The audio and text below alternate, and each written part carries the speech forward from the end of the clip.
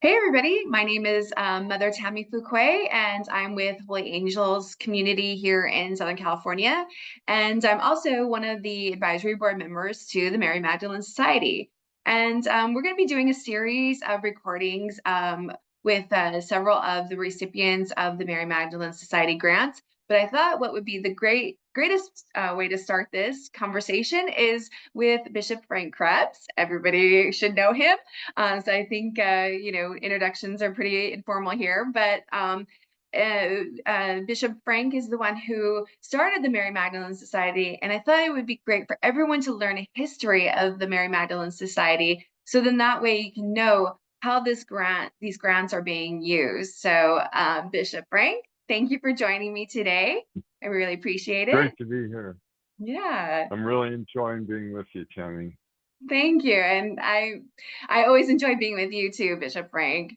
So what we're going to start with is just a few little questions about the Mary Magdalene Society to get people kind of up to speed on what's being done with the society. I'm very excited to be talking with you today, mainly because I have been a recipient of some grants from the Mary Magdalene Society, and it truly helped me in my education with my master's degree. I'm very interested in learning more about the history of how this all started. Can you tell us a little bit about how you came about bringing this society to life? Sure, I'd be happy to, Tammy.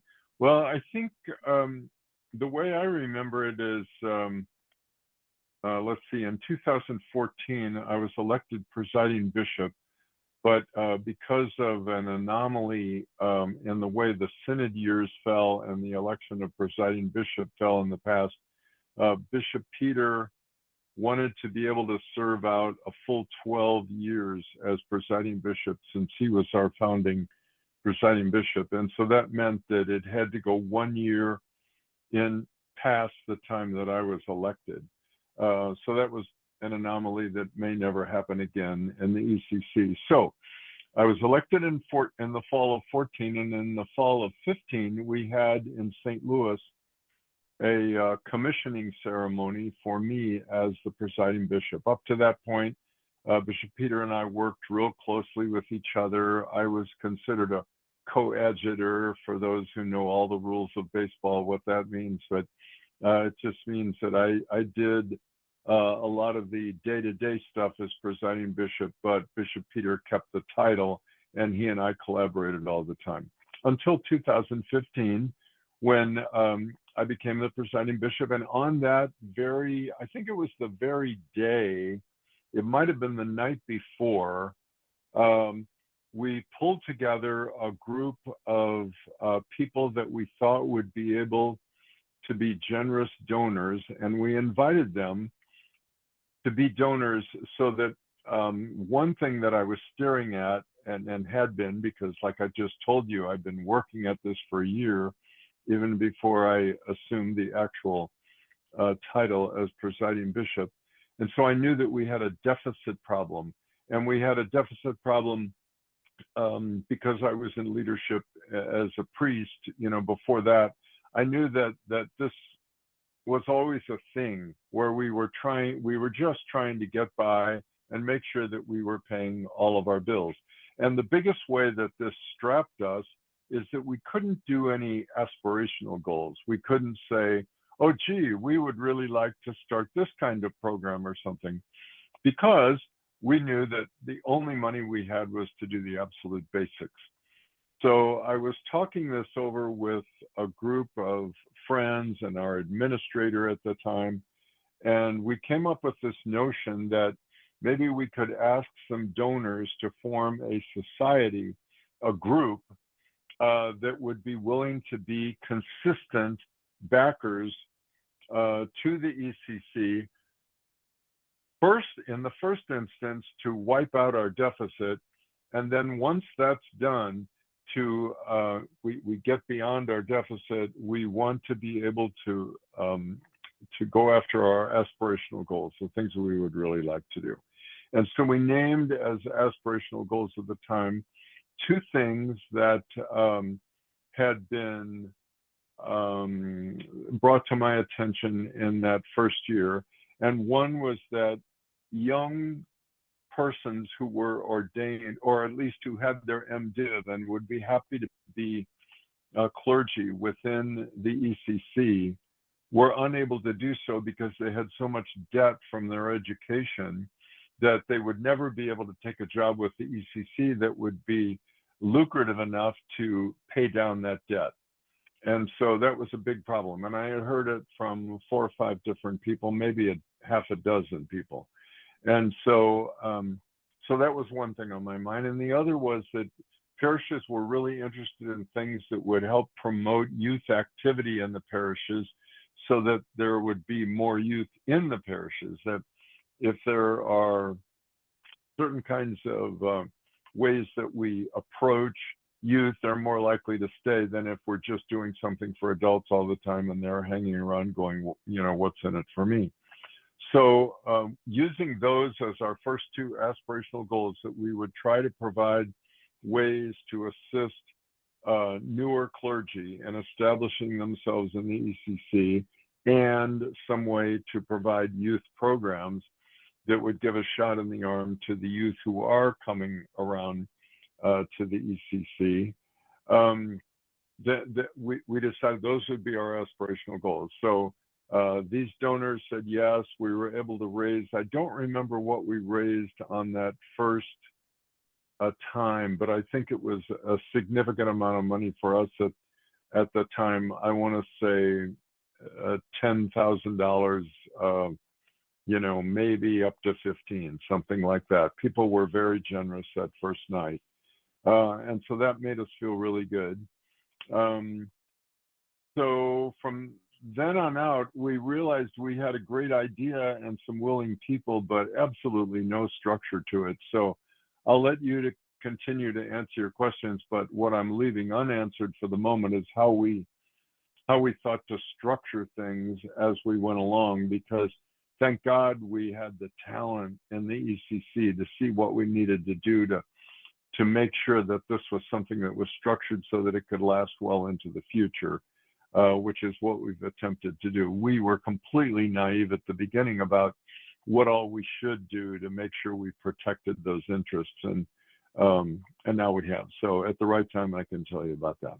Yeah, sure. That's some really great feedback as far as like how things got started. I've been an Mm-hmm. eyewitness to many of the things that the society has been able to accomplish, especially with the youth programs.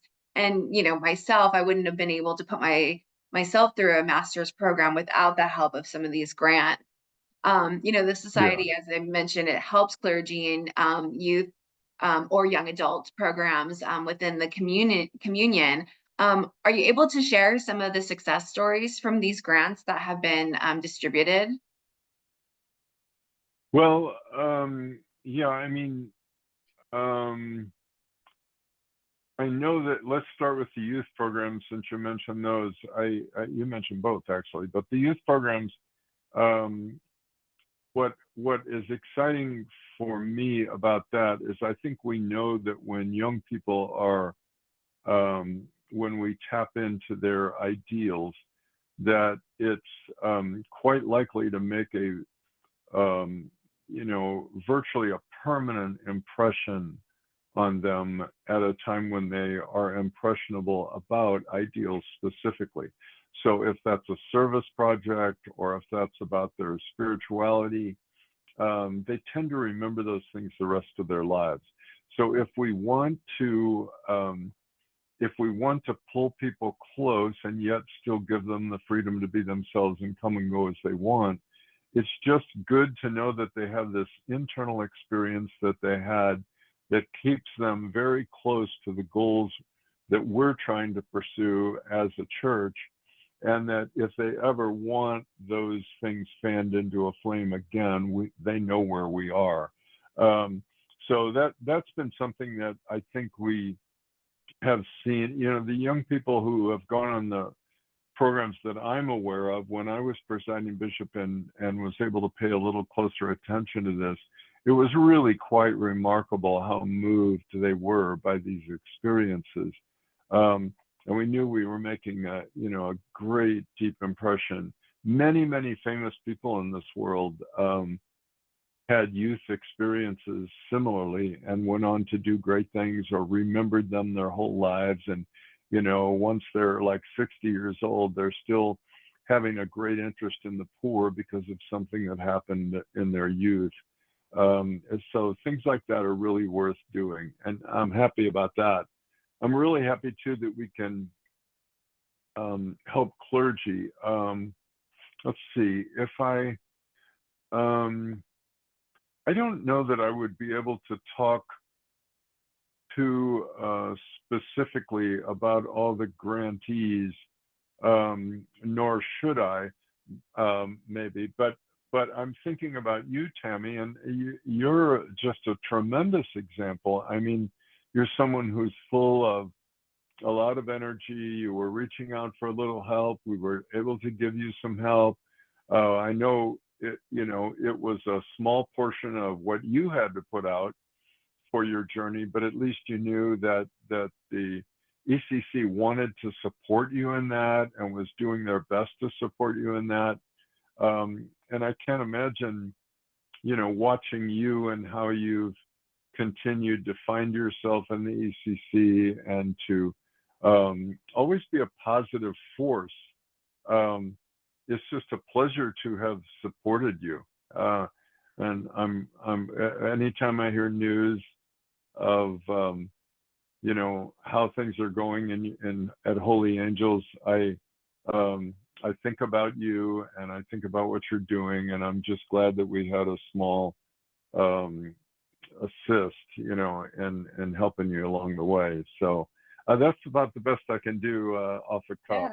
Yeah. Yeah, I think I thank you for those accolades. I definitely feel like um part of my journey has been actually growing up in the ECC. I say growing up, I was actually an adult, Yeah, but you know, I yeah, was here at its start, and it was important for me to try to give back, especially now in ministry. So those moments of being able to have that support from the ECC, I feel like now I want to give back because of that support, and would love to see the ECC continue to grow. And this is a really great way of having the ECC continue to grow through the Mary Magdalene Society, definitely. so Um, exciting. so the other thing I wanted to ask about is, you know, obviously this is kind of a grassroots, like fundraising is the way that it sustains itself. So how does the society fund these grants, and how can other people be able to contribute to the growth of the ECC by helping with that fundraising effort?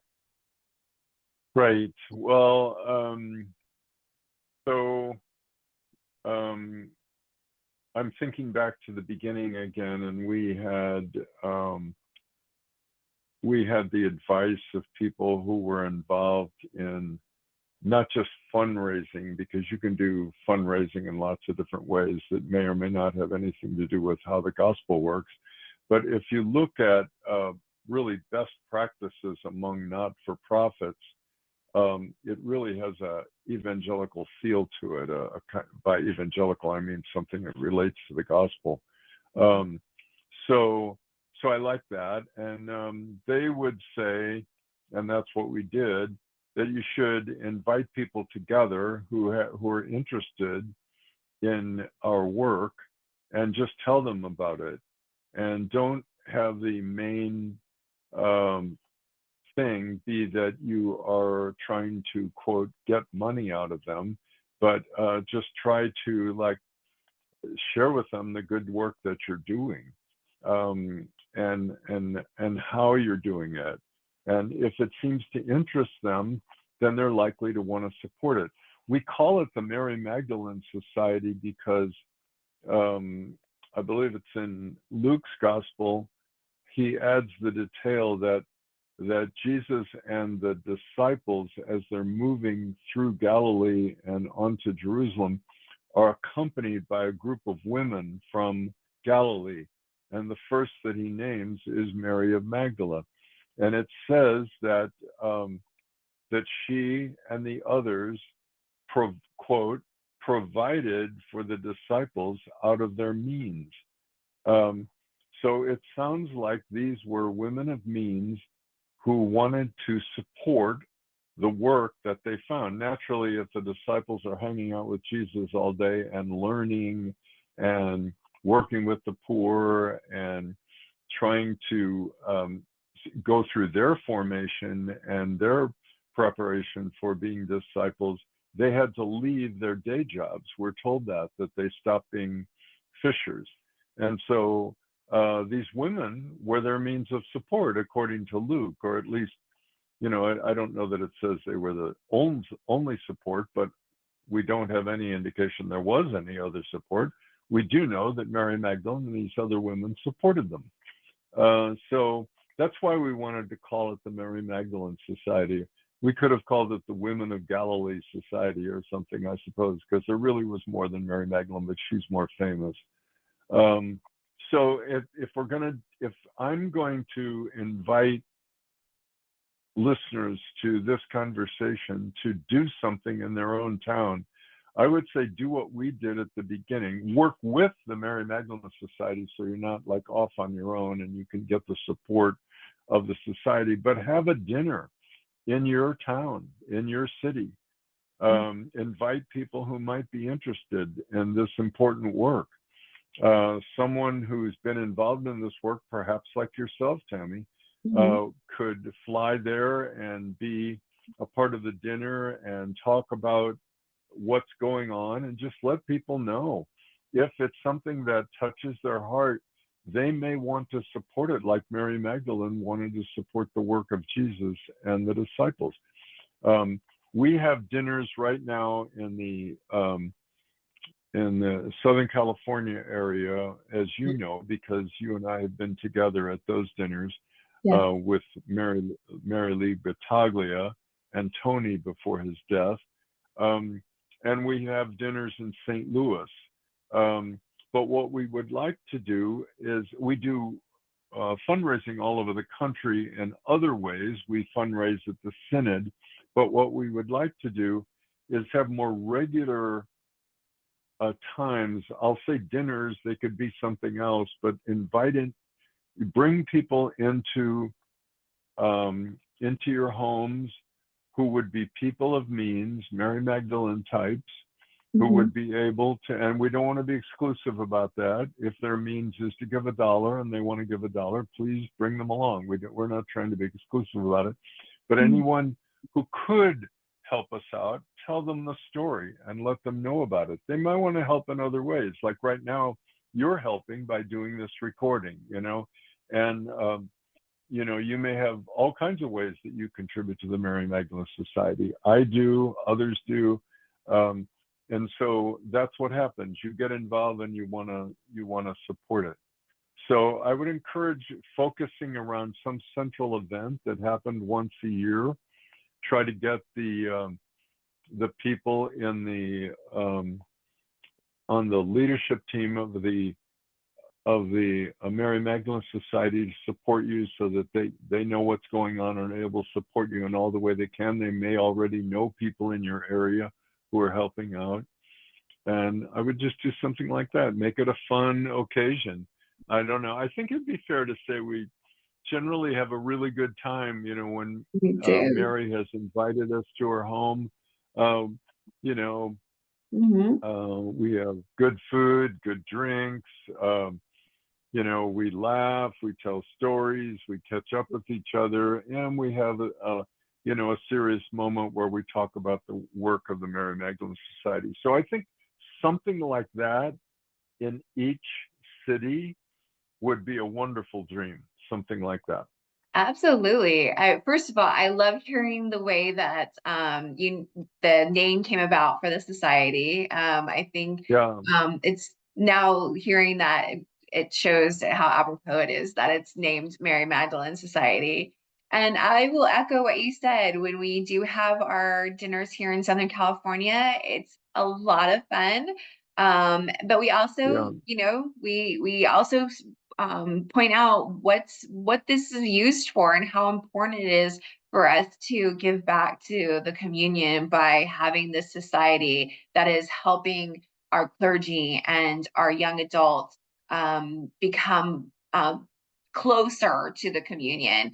If this communion is going to have another generation and another generation and another generation, that's the gift to come back to be able to bring these the society to the communion. I also feel like it would be great if each region or each city was able to do even just if it's not monetary, it's other things. Maybe they help in other ways that the society needs help, which is something that we certainly can give more information on in the future. But yeah, it's something that's very near and dear to my heart. That's why I'm happy that I'm able to come back and serve in this capacity of being added to the advisory board. And yeah, I think it's very important for everyone in our community to learn more about the Mary Magdalene Society and what it does. Yeah, as we wrap up here, is there anything else you would like to contribute to the conversation here as we start to end? Sure. Sure. Well, one thing I want to say, I did write down a few ideas before our conversation because I thought, well, what are the things that I think would be important to get across? And one thing is just my gratitude for the way other talented people, Mary Magdalene type figures, step forward with other gifts. So it isn't just money.